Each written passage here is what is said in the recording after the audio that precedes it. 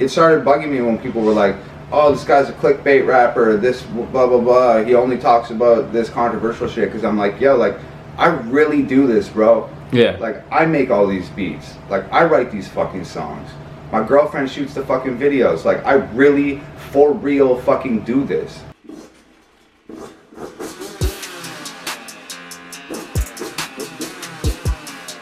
So fast forward now. Right. So now you're a household name, man. Like, people talk about you. You know, it's inevitable. You know, you're a household name. You know, when you hear Tom MacDonald, someone has an opinion. You're a household name now, and you fucking you see a tweet by a guy, Mac Lethal, as we all know, and you're like, what the hell?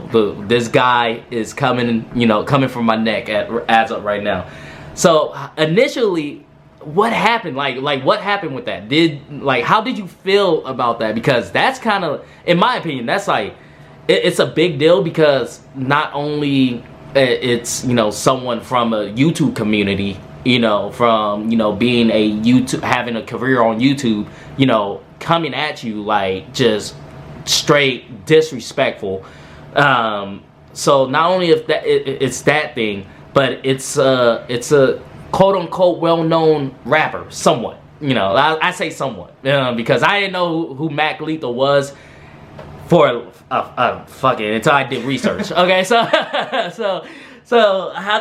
what happened? Like, how did you feel? What did you sit back and was like, ah, man, I gotta put the gloves on. Like, I gotta put the gloves on, because you went ham, dude. And I feel like it wasn't even your full potential. Like, I feel like it was just kind of like a fun sparring match. Like, it was a warm up, you know? Yeah, sure. So get into that, man. Tell me how did that like go? Like, how did you wake up and was like, all right, it's time to destroy your career? Like, oh man.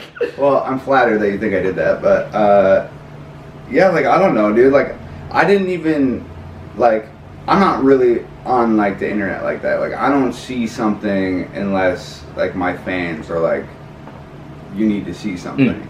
So I didn't even know that it was a thing. So like, when I like initially like responded with my tweet, I don't know if that was like an hour after, or if it was like, I don't even remember if it was a day after or 2 days. Yeah, it was like a day or something like that. Yeah. Okay, yeah. Because at that point, like, people had just kept messaging it to me and like screenshotting it and fucking tagging me or like whatever. And I don't know, dude. I was like surprised. I like read it and I was like, y'all, no, but yes. yeah. I was like, what? And I was like, well, shit, I don't know. I just released Straight White Male, which was sort of like the nail in the coffin for me. I was like, it's gotta be about me. Yeah. Like, it's got to. So whatever, I did my like little tweet thing back, which I thought was funny. Yeah, it was funny. It was. That shit was hilarious. Yeah, and then I don't know, bro. I was just bored, dude. Like, I was like literally just bored, and I was like, I'm gonna see like how far I can blow this thing up. So I posted on Facebook and I posted on Instagram. I just did the whole shit. That's the whole quote unquote press run. Yeah. I was just like, fuck it, like, let's just see what happens. And I don't know, people were just like interacting with it, and it was like a thing. And like, then Mac Lethal wrote back on Instagram, or I think it was Instagram or something, and it was like, oh, it wasn't about you, like da da da da da da. Which and this is me, as you guys, because everybody already knows, I already said this. I think that was a load of crock, dude. That was a hot steaming plate of shit, because I read that.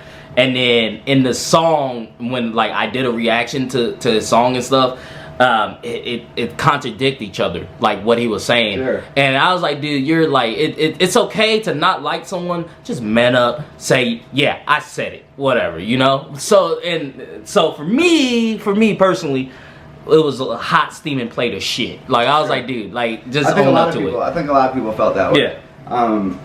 I definitely like felt that way at the time. I was like, okay, bro, like, this is like some weird like backpedaling shit. Like, I honestly, like, now that it's like so far in the past, I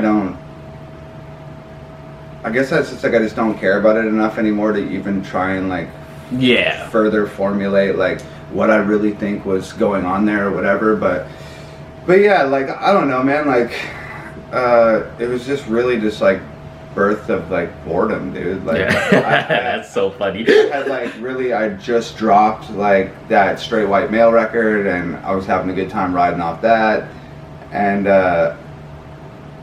I don't know if I had plans for my next video yet or not, but it just seemed like the only free time I have in my life is like immediately like after a release, because everything prior to that is like getting the video done, editing the video, coloring the video, figuring out building it up, figuring out the merch thing, figuring out like how I'm gonna promo it. It's like a big strategic thing. So I had just come off hot off the heels of that video, so now I'm just like have free time, and then that happened, and I was just like, oh well, okay, this is perfect. I'm like bored, I have free time right now, this is like could be a fun thing to do, and it was a fun thing to do. So I think it was great for both parties. I think so too, dude. Because it was for me as a reaction channel, man, and seeing it as a fan as well. It was great because not only did it give time for you to shine, but it also gave time for him to shine as well. You know, because a lot of people. I mean, I spoke to a lot of people who said, you know, they like his track or they like your track better, whatever the case was. But at the end of the day, it brought new people to his channel, which I mean, Lord knows it needed it at the time. And then it brought, you know, new people to your channel as well, you know. So I think it was really good. I know. I hope so. I've been waiting. I hope so. Look, hey, Mac, you have all permission to put Simba TV in a diss track. I would love it. Let me do a reaction to it. But it was just, it was like a fun thing, and like I never wrote a diss song before. I like never been a part of that world or like the battle rap or anything, so it's just like, this is perfect. And what an outing was it, man. It was a good showing. It was a good showing for sure. Yeah, it was fun. Kind of switched gears with I Wish. Okay, so you took a path of just what I think is your best song, you know, that I heard is I Wish. That is #1 for me, and then it goes Wannabe, and then Sad Rappers. Sure. So you write I Wish, and it's a touching song. Right. It's super, like, you know, super well edited, well shot. Nova did a great job. Super just like well thought out of. The lyrics are well thought, and that song does numbers as well. So what was the change of gears that inspired that? Because that song is super, like, it's like it's a flashback of time. Like when you hear it, it makes you think of, you know, being a little kid with your parents or whatever, you know, good, happy feelings. So what made you want to switch gears and be like, okay, let me bring the people something showing my other side? Well, like my whole thing about like the music has always been like, if you're not making music to make other people feel better, then just fuck off and like don't make music. Go do something else. If you want to be like the cool guy at the party or whatever, there's a million ways to be the cool guy at the party. You don't have to be like a rapper or a musician. Just like, if you're gonna be a musician, make music that makes you feel good, and in turn it'll make other people feel good, and then those people are going to tell you, yo, that this record saved me, and that's going to make you feel good again. You're going to talk to them, it's going to make them feel good again. It's just this like secular thing of like making each other feel good, and like that's what music is all about, is making other people feel like they're like not alone in this shit. And like that's always been like my whole thing, is I wanted to make music not for money, not for fame, but as therapy for myself. And then when I found out that it helps other people, that became like my main motive, was like I want to help other people through helping myself, and that's like a beautiful thing, and I could do that for the rest of my life and be happy. It just so happened that and I've been making music like that for years, bro, for, you know, 7-8 years, and it just never hit. So it just so happened that it was Dear Rappers, Hell of It, White Boy, that shit that hit, and so people just already had this image of you inside their head. I had to like walk in those shoes for a minute and own that and be like, okay, cool. Like, if you guys want to hear me talk about like how I feel about the rest of the world, then fine, like I can do that. But like after I did that, like, you know, 3 or 4 times, I was like, yo, like, I'm more than this guy that like talks shit about mumble rap and like has unpopular opinions on race and like all this shit. Like I'm more than that. Yeah. Like, and like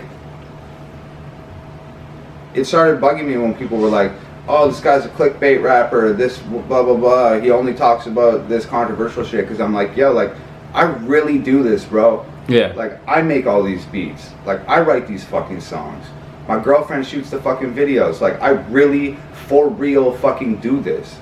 And I just thought it was like important to be like, to give people something that wasn't controversial, that wasn't like on a hot button issue. It was just like, yo, here's like something that's gonna make you smile. And like, I don't make music for the radio, but like, make no mistake about it, I Wish is a fucking hit song. Oh yeah. Period. That's oh yeah. It's a banger, I mean? man. Like if you gave that record to like a fucking Macklemore and Kesha, or like, oh yeah, or some pop sort of urban-y pop like group like that, like a Logic and like a fucking whatever, Katy Perry or somebody on the hook, that it'll go.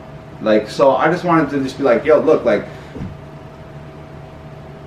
I write music. Yeah. So that was like my whole thing. Okay. I felt like I had starved myself of being able to express that side of myself by doing those other records. And I felt like there's a lot of people out there, a lot of people who liked Dear Rappers, Hell of It, White Boy, blah, blah, blah, blah, blah. A lot of those people felt disenfranchised by mainstream music, and they felt disenfranchised by the government and disenfranchised by social issues and stuff like that. And I'm just like, okay, cool, well, I can continue presenting you with ways that I feel disenfranchised about shit, and we can find unity and we can find each other through feeling not good about shit, but like, how are we gonna feel better from not feeling good about shit? Yeah. And that's where like I'm like, okay, we need this record right now. Yeah. Okay. Yeah, I wish so.